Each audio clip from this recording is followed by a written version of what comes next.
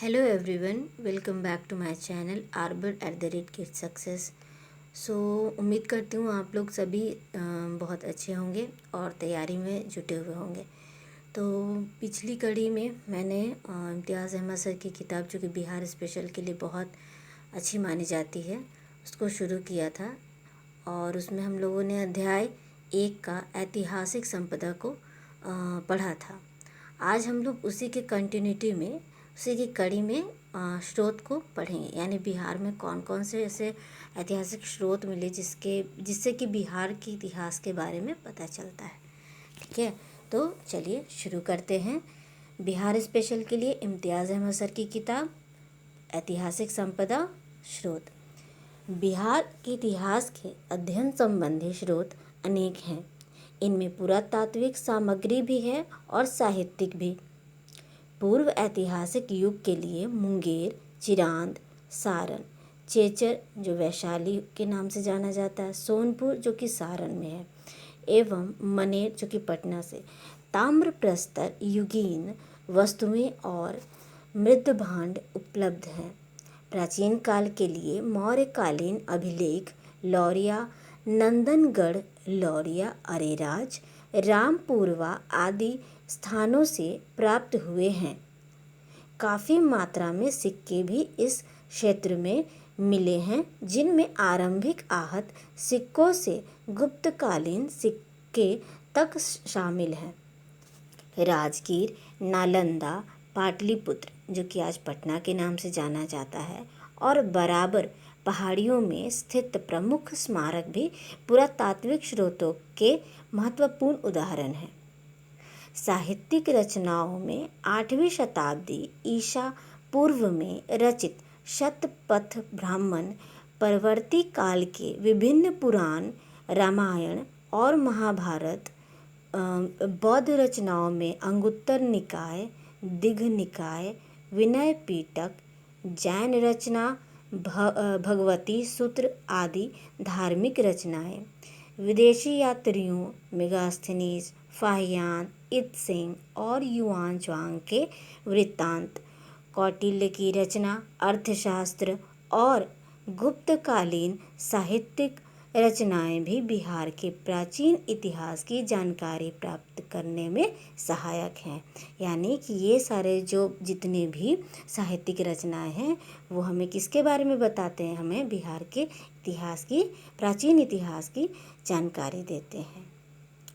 मध्यकाल के लिए मिन्हाज की तबकाते नासिरी, इख्तिसाम देहलवी की बसाती नूल उन्स, शेख कबीर की अफसानाए शाह, अब्बास सरवानी की तारीख़े शेर शाही, रिजकुल्लाह की वक़ियाते मुश्ताकी, गुलाम हुसैन सलीम की रियाज़ उल सलातीन, गुलाम हुसैन तबातबाई की सियर उल मुताखिरीन आदि बिहार से संबंध जानकारी के विशिष्ट स्रोत हैं। सामान्य इतिहास की कुछ रचनाएं बिहार के लिए भी स्रोत के रूप में महत्वपूर्ण हैं। इनमें मिन्हाज की तबकाते नासिरी, जियाउद्दीन बरनी की तारीख़े फ़िरोज़ शाही, अबुल फ़ज़ल का अकबरनामा, बाबर की तुजुके बाबरी एवं मिर्ज़ा नाथन की बहारिस्ताने गैबी उल्लेखनीय हैं। विदेशी यात्रियों के वृत्तांत भी अनेक हैं। फ़ारसी भाषा में मुल्ला तकिया, अबुल लतीफ़, मोहम्मद सादिक और बहबहानी के वृत्तांत अत्यंत महत्वपूर्ण हैं। यूरोपीय यात्रियों में Ralph Fitch, Edward Terry, Manrique, John Marshall, Peter Mundy, मुनिशी, टर्नवेयर, बौरी तथा बिशप हर्बर ने अपने यात्रा वृत्तांत में बिहार का वर्णन किया है। विभिन्न यूरोपीय व्यापारिक कंपनियों के फैक्ट्री रिकॉर्ड भी उपयोगी स्रोत हैं। सूफी संतों से संबंधित साहित्य जो तज़किरा, मलफूज और मकतूब श्रेणियों में विभाजित हैं, स्रोत के रूप में महत्वपूर्ण है। उत्तरी बिहार के मिथिला क्षेत्र के इतिहास के अनेक स्रोत संस्कृत और मैथिली भाषा में उपलब्ध हैं। विद्यापति की रचनाएं कीर्तिलता, कीर्ति पताका और ज्योतिरीश्वर की वर्ण रत्नाकर एवं चंदेश्वर की रजनी रत्नाकर इनमें उल्लेखनीय हैं। पंजी और प्रशस्ति साहित्य भी इस संदर्भ में महत्वपूर्ण है। मध्यकालीन बिहार के लिए अभिलेख, स्मारक, सिक्के, चित्र और सामान्य उपयोग की अनेक वस्तुएं भी संग्रहालयों में सुरक्षित हैं, जो तत्कालीन परिस्थितियों के अध्ययन में सहायक हैं। आधुनिक बिहार के इतिहास के अध्ययन के लिए भी विस्तृत एवं विविध स्रोत सामग्री हैं। इनमें district gazetteer, land survey, settlement report आदि प्रमुख हैं। प्रशासनिक महत्व के पत्रों के संकलन, विशेषकर Fort William, India House correspondence series, Francis Buchan द्वारा संकलित विविध बृहत रिपोर्ट्स राष्ट्रीय और राजकीय अभिलेखागार में सुरक्षित सरकारी संचिकाएं एवं अन्य कागजात भी इस संदर्भ में उपयोगी हैं। बिहार से प्रकाशित होने वाले अनेक समाचार पत्र, पत्रिकाएं और साहित्यिक कृतियां जो विभिन्न भाषाओं में उपलब्ध हैं, समसामयिक घटनाओं की जानकारी देने में सहायक हैं। स्वयंसेवी संस्थाओं, शैक्षिक केंद्रों और अन्य संस्थाओं के कागजात भी ऐतिहासिक स्रोत के रूप में प्रयोग किए जा सकते हैं। निजी पत्र, डायरियाँ, संस्मरण आदि की उपयोगिता भी सर्वविदित है। निकट अतीत के लिए, विशेषकर स्वतंत्रता संग्राम के इतिहास को जानने के लिए साक्षात्कार द्वारा भी जानकारी प्राप्त की गई है।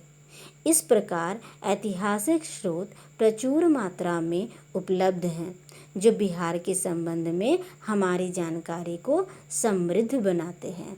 तो देखा आपने यहाँ पे किस तरह से स्रोतों के बारे में डिस्कस किया गया है।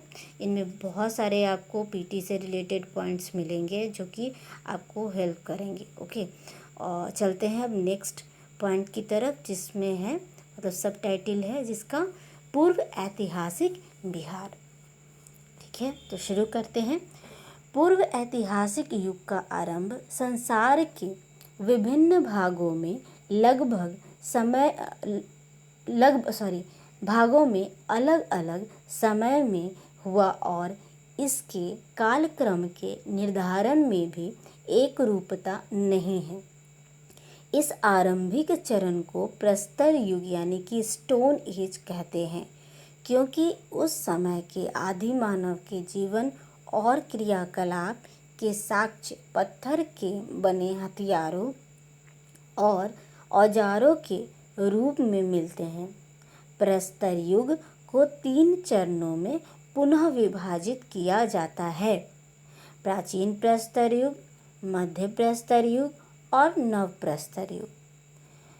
दक्षिण एशिया में प्राचीन प्रस्तर युग आज भी लगभग 30,000 वर्ष से 10,000 वर्ष पूर्व तक, मध्य प्रस्तर युग 10,000 वर्ष से 8,000 वर्ष तक और नव प्रस्तर युग 8,000 से 9,000 वर्ष पूर्व तक रहा।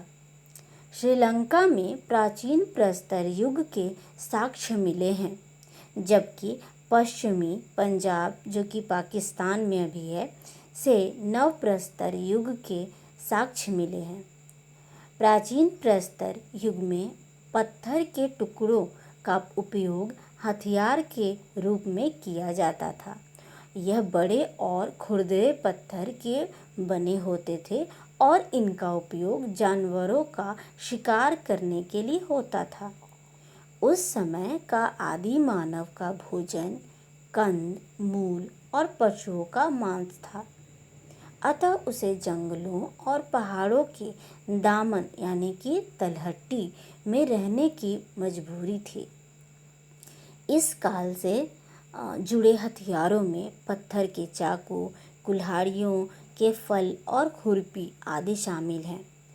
इनके अवशेष मुंगेर और नालंदा जिला में तथा अविभाजित बिहार, वर्तमान जिसे हम झारखंड के नाम से जानते हैं, के अनेक स्थानों से प्राप्त हुआ है। मध्य प्रस्तर युग में हथियारों के साथ औजारों के नमूने भी मिलते हैं, क्योंकि उन समय तक आदि मानव ने पत्थरों के उपयोग में अधिक प्रवीणता प्राप्त कर ली थी।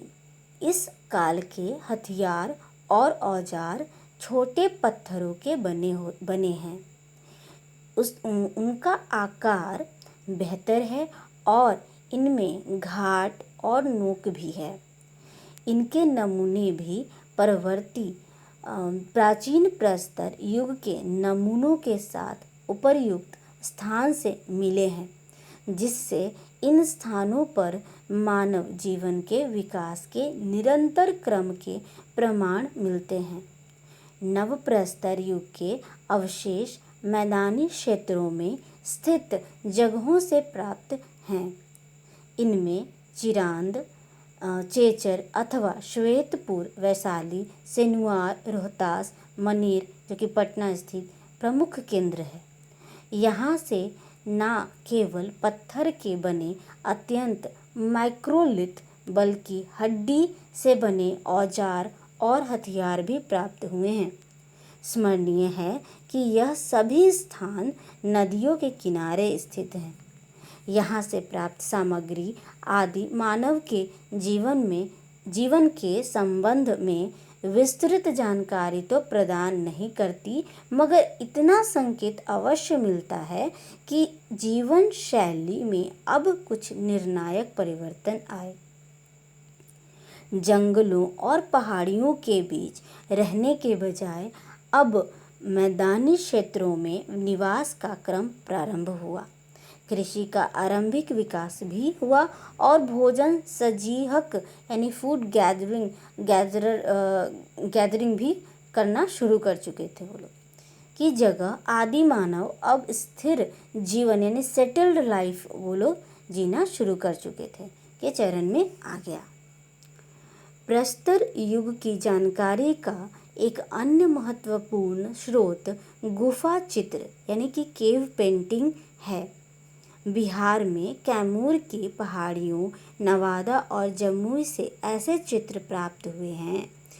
मध्य भारत से प्राप्त गुफा चित्रों और इनमें काफ़ी समानता है। इन चित्रों में प्राकृतिक वस्तुओं के साथ मानव गतिविधियों जैसे शिकार, नृत्य आदि के भी दृश्य देखने को मिलते हैं।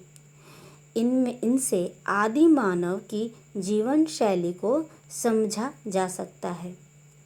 नवप्रस्तर युग का अंत होते होते मनुष्यों ने तांबे का उपयोग प्रारंभ कर दिया था।